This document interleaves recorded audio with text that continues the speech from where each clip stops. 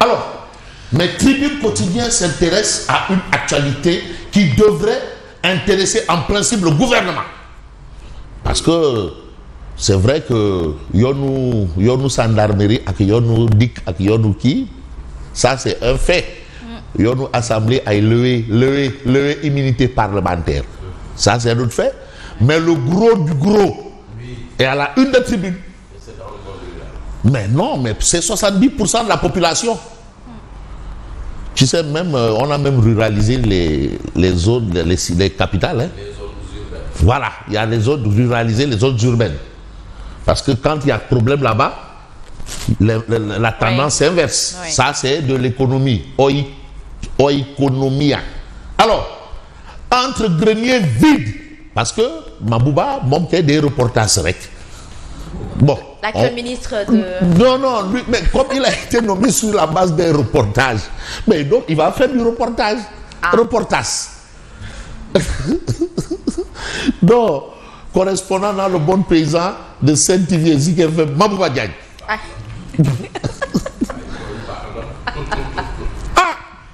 Goto, il y a cool déroulé. Reportage. Mabouba Diagne. Alors, entre greniers vides, ouais, même quand tu prononces mal le nom de quelqu'un, diffamation. Ah oui? Il n'y a pas mieux à faire? Il a entre greniers vides et cherté des denrées. Mais aujourd'hui, la famine guette les paysans du bassin arachidier. Voilà. Ouais. Tu as dit tu peux. Ah, mais peux maintenant. Et le bassin arachidier est énorme. Ça va du Baol jusqu'au Bambouk. Du Baol jusqu'au Bambouk. Baol, Sine, Saloum, Ndoukoumane, Bambouk. Wow. Et tu vas de l'autre côté, tu as Baol, tu as Sine, Saloum, tu as le Laguem, le Rip, jusqu'à Balangar. Tu connais Balangar? Bon. Khabo Balangar. Bon. La famine guette les paysans du bassin arachidier. Voilà un souci. Mais des paysans qui sont entre le marteau de l'inflation et l'enclume de la mauvaise récolte d'arachide. Mauvaise récolte d'arachide. Vous savez, le professeur titulaire Moussa Baldé Ndeyssan, qui a été ministre de l'Agriculture. Il a été d'abord DG de la Sodagri, ministre de l'Agriculture. Il a hérité du docteur Papa Blaye Sekendadan. Alors lui dit en 2020, il a eu 60 milliards pour la campagne arachidière et il a approché les 1000 tonnes. 800 et quelques 1000 tonnes. Mais en 2024, il y a eu 120 milliards et apparemment, on n'a même pas approché les 400 000 tonnes. Aïe, faut non ou pas. Mais il y a souci. Bon, peut-être que Nyom Sen, c'est pas leur campagne, c'est la campagne des autres. Ils sont obligés de bazarder. Les paysans, ils bazardent des provisions de mil et de maïs. Mais pour acheter le riz, qu'est-ce qu'on peut? Il n'y a que Perret. Perret là. Mais certains vous disent même que le gars a même un sac d'arachide rempli. Il va, il dit donne-moi 10 000. Ouais. Il n'y a plus à peser. Il dit. Ah oui. Ah, qu'est-ce que tu crois? Le Sénégal fait toujours partie des pays qui ont besoin de l'aide alimentaire. Donc il y a du boulot. Il y a du travail. Ah oui. Ça veut dire que nous sommes très loin de la souveraineté alimentaire. Il y a du boulot. Ah oui. Vraiment, c'est bien beau de dire bon, Acha, Tibir, Acha, Tibir, et Tibir. Diffusion de fausses nouvelles. Parfois, même on te dit que non, instruction. Sans raison. Bonjour à Pierre. Contrôle judiciaire. Waouh. Vraiment, est-ce qu'on n'est même pas autosuffisant en ça? Autosuffisant en yodou. Hein, Yassine? Alors, on reste avec Tribune, on parle de dialogue. Tu sais, à une certaine durée, on a parlé de dialogue et d'autres ont qualifié ça de dialogue. Et finalement, on a fini par entendre qu'il y a eu du Aïteru Baïsogio. Oui. Teru Baïsogio. Corniche Ouesto. Angle fan. Angle boum. Ou bien angle brousse. Mais aujourd'hui, appel au dialogue du président de la République. Ça, c'est un fait. Et il faut dire que la journée nationale du dialogue a été décrétée par Macky Sall. Mais Thierno Alassane Sall annonce un boycott et refuse la main tendue de Diomaye. Il refuse catégoriquement. Alors, mais les conditions d'un dialogue véritable ne sont pas réunies. Ça, c'est ce que Thierno Alassane Sall pense. Bon, il y a d'autres qui disent que, écoutez, bon, quand même, bon, tu sais, quand on veut dialoguer, il faut pas, on ne dialogue pas avec les détritus ou le résidu. Là, résidu. Pas détritus. Résidu. Ouais. Résidu. Non, d'où détritus. Parce que, détritus ou résidu. Alors, le processus annoncé ressemble davantage à une opération de communication politique dont les conclusions semblent déjà écrites par le régime qu'à une véritable concertation nationale. Mais déjà, on a vu cette histoire de pacte de non-agression là. Et Astafour là. Pacte de stabilité. Finalement, ça a fini en pacte de la... en pacte du Julie Boumba. Tu connais le Julie Boumba? Comment lui Julie Boumba? Bon, on va peut-être voir un journal qui parle d'actualité. Et l'actualité, c'est un peu, pour ne pas aller du coq à l'âne, c'est un peu ce que nous livre Direct News. Entreprise de presse en difficulté. Parce que Abbas Fall a quand même émis quand même la volonté de régler les choses avec science et conscience. Mais attention, mais il faut quand même, on ne met pas la charrue avant les bœufs. Mais quand Abbas Fall occulte le vrai problème, le problème c'est pas, il n'y a même pas de problème. Il y a des gens qui veulent créer un problème qui n'existe même pas. Voilà. Parfois il y a des gens qui ont ce réflexe de créer des problèmes là où il n'y en a pas. Si Abbas Fall veut aider les entreprises de presse, il doit d'abord diligenter, mais le règlement des conventions et contrats de publicité signés et exécutés. Il y a eu quand même impayés. Mais on règle les factures impayées. Hein? Quand même. Mais les bords là, il faut les régler. À tes bords. Et qui paye ses dettes s'enrichit. Hein? C'est ça aussi. Donc il ne faut pas d'abord... Hein? On annule des conventions, mais il faut payer. Il faut payer d'abord avant de dire, bon oui, c'est-à-dire, Golobot ne doit fille, Djinak Satin ne. Oui, mais il faut régler le problème. Ça, c'est l'avis de Abbas Fall. Et aujourd'hui, Abbas Fall, selon Direct News, semble prendre l'ombre pour la proie. Il ne faut pas oublier le vrai problème.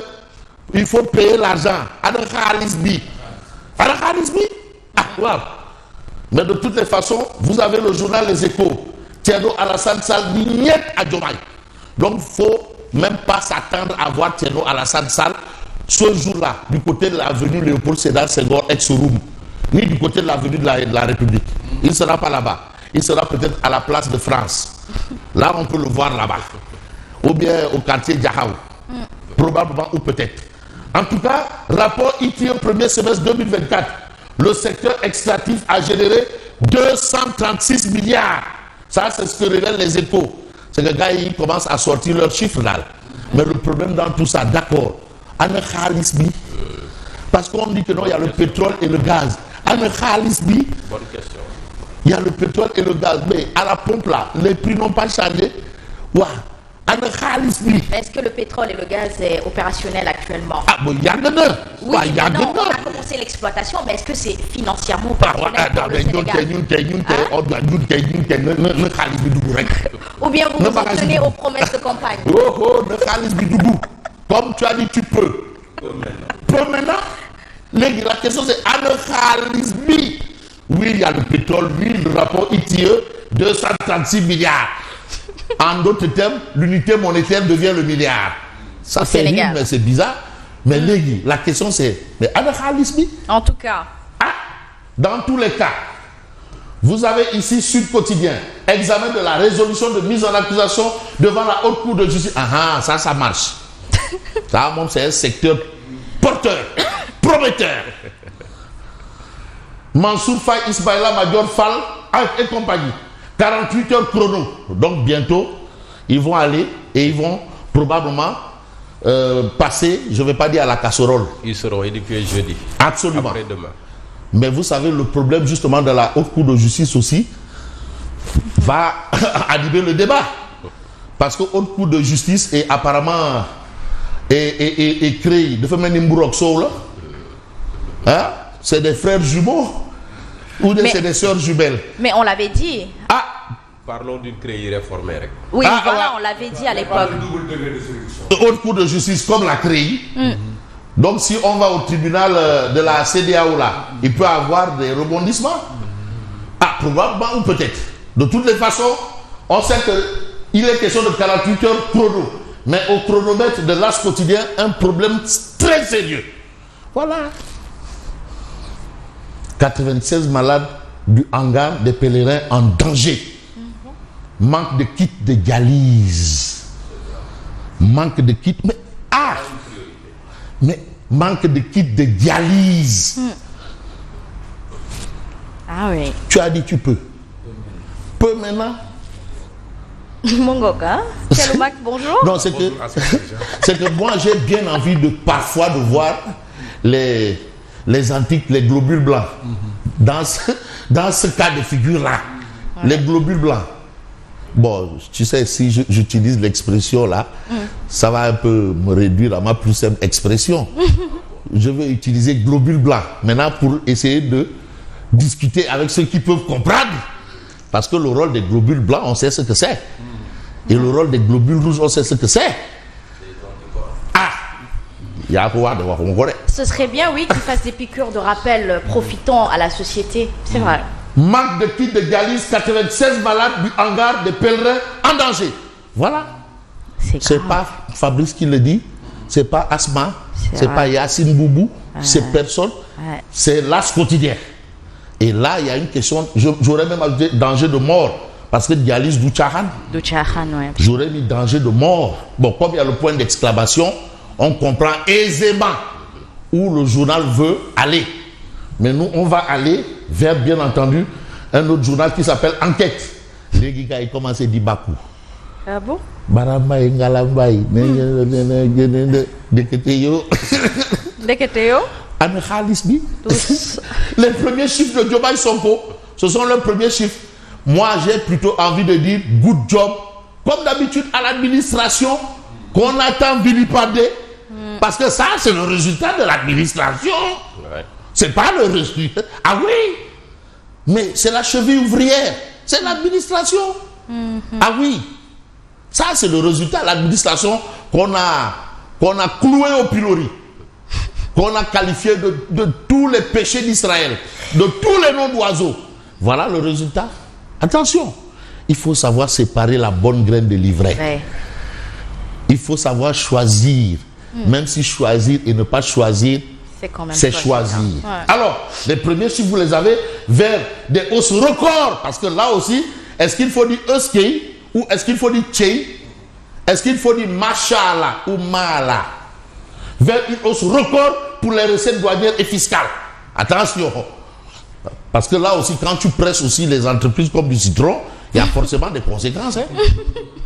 Comme du citron, il y a forcément des conséquences aussi. Hein? Pourvu que les entreprises aient de quoi donner. Ben, comment tu n'as pas vu Direct News qui rappelle à Abbas Fall que non, écoute, les entreprises de presse là, il faut payer, payer les dettes. Il y a des entreprises qui ferment. Mais la dette intérieure là. Oui. Attends, c'est bien beau de nous amener des chiffres comme non, yagana, degele, yagana, degele. Mais attention, il y a quelque chose aussi. Ah non. L'instrument de mesure. Oui. C'est le taux de productivité. Oui. Le taux de productivité. Oui. Ouais. Quel est le taux de productivité? Le productivité, ouais. C'est l'instrument de mesure. Voilà. Parce qu'il ne faudrait pas quand même qu'on nous prenne pour des histoires de jam-jam et de qui, hein? Parce que la question qu'il faut se demander, quel était le niveau des recettes fiscales et douanières, même en temps de coronavirus? Oui. Vous voyez que c'était très élevé. C'était élevé. Mais est-ce que c'est un exploit? Oui. C'est pour ça que je veux savoir, est-ce qu'il faut dire Tchei ou Euskei? Oui. Ah, ou Machala ou Maala. De toutes les façons, vous avez un autre problème. Ah oui. Amadou Hott. Deketeyo qui amul chumikay. Ndeysaan. Tolluwaay réew tamit. Non, dañ ko ciy sóor bu ñuy atte. amul chumikay. Tolluwaay réew. Il faut que am chumikay. Ouais. Parce que quand par exemple un Gris Bordeaux a un Moustapha Gueye Tigre de face derrière, tu dis oui. Quand tu as un Yahya Diop qui dit Khalif général Kouloumbeur qui a Mohamed Ndiaye Robert derrière, tu dis ouais. Hein? C'est ça, quand tu as Modulo qui a d'autres derrière, tu dis ouais. Mais ici, succession de Hakim Adesina, marche trop haute pour Amadou. Ça ouais, c'est trop. Mais après la Côte d'Ivoire, le Bénin soutient le candidat mauritanien. Ah oui.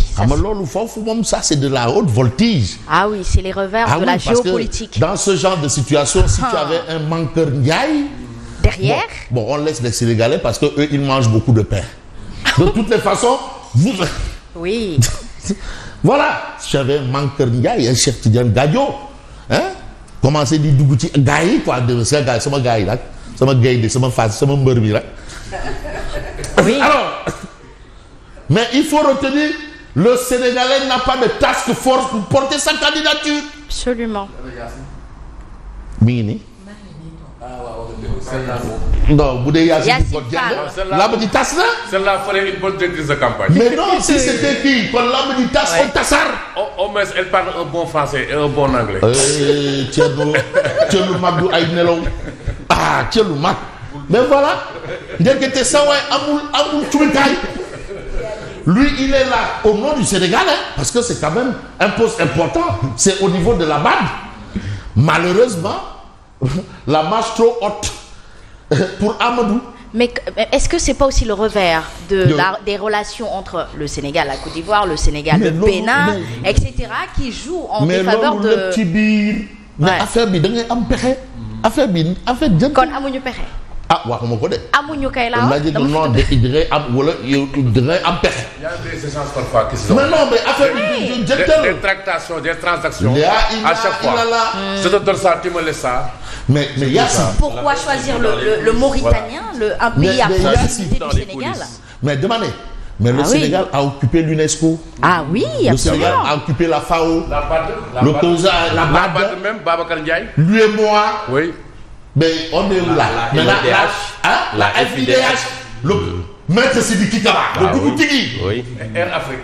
Air Afrique. Cheikh Fall. Ouais, mais maintenant on est où? On est où? Fan. Ah oui. Où ça? Hein?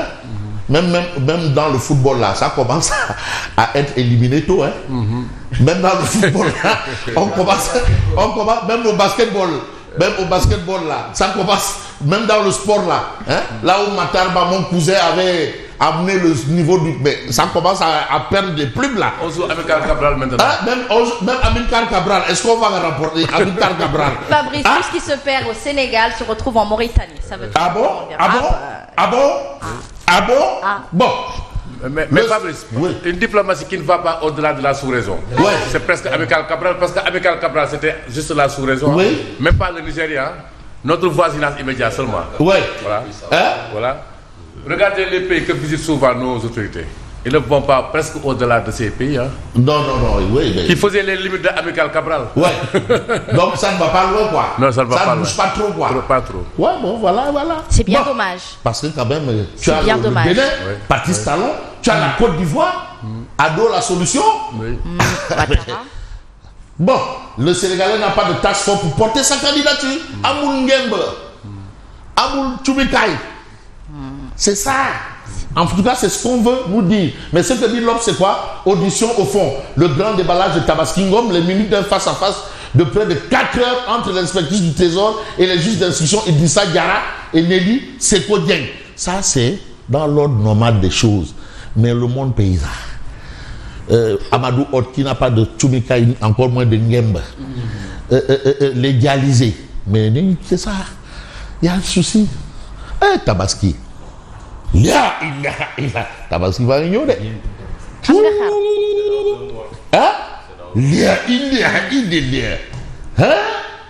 En tout cas, Mbir Bango, mais dans l'APR, Abdoulaye Daouda Diallo a grandi le fossé avec l'APR.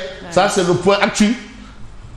ADD brille par son absence au Dakar de Médina Goudas dans la délégation de l'APR, mais conduit par le professeur titulaire Moussa Baldé. Un militant authentique s'éloigne du foyer ardent. Plus rien ne mobilise ADD, ni la menace de haute trahison de Macky Sall, ni les militants inquiétés par le pôle judiciaire financier.